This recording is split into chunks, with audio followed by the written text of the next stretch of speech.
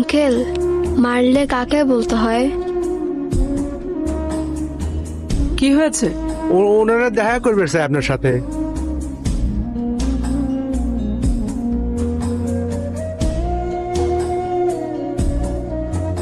বলুন। আমরা নারী ও শিশু নির্যাতন প্রতিরোধ সংস্থা থেকে এসেছি। আমরা জানতে পেরেছি আপনার মেয়ে আপনার হাতে নির্যাতিত। ছি মা, এভাবে বাইরের লোকদের সামনে মাকে নিয়ে মিথ্যে বলতে হয়? ওনারা কি মনে করলো বলো তো? মা তোমাকে এত আদর করি, এত ভালোবাসি, আর একটু বকতে পারবো না বলো মা? ওর একটু অ্যালার্জির প্রবলেম আছে, খাবারে অনিয়ম করলে এরকম হয়, এরকম লাল লাল হয়ে যায়। 2-3 ওষুধ খায়নি তো, তাই বকেছিলাম।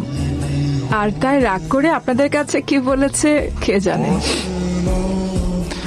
অ্যালার্জির ওষুধটা যেন ঠিকভাবে খায়, এভাবে অ্যালার্জি দেখা গেলে সমস্যা।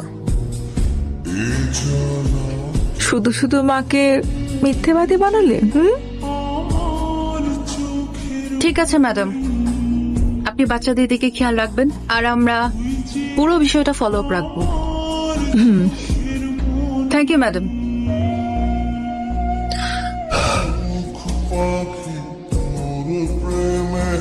কি হয়েছে মা তোমার? কি হয়েছে?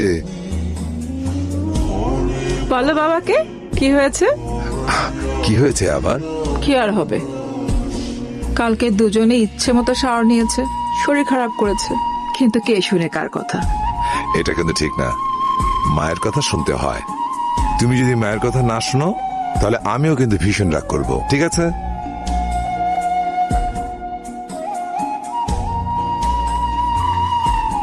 চা দিব তোমাকে? না, তার চেয়ে বরং তুমি আমার ব্যাগটা গুছিয়ে দাও। আমি আজকে দুপুরের ফ্লাইটে চিটাং যাব, একটা ঝামেলা হয়েছে। ঠিক আছে।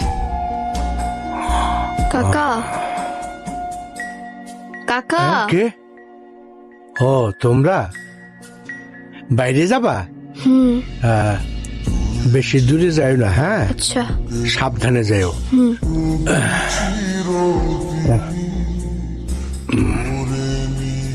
যাও,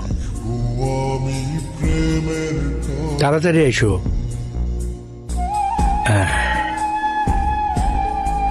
বাবাকে তো বলার সুযোগই পাচ্ছি না।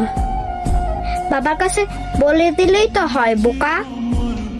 আমি বুঝতে পারছি না কাকে বললে মায়ের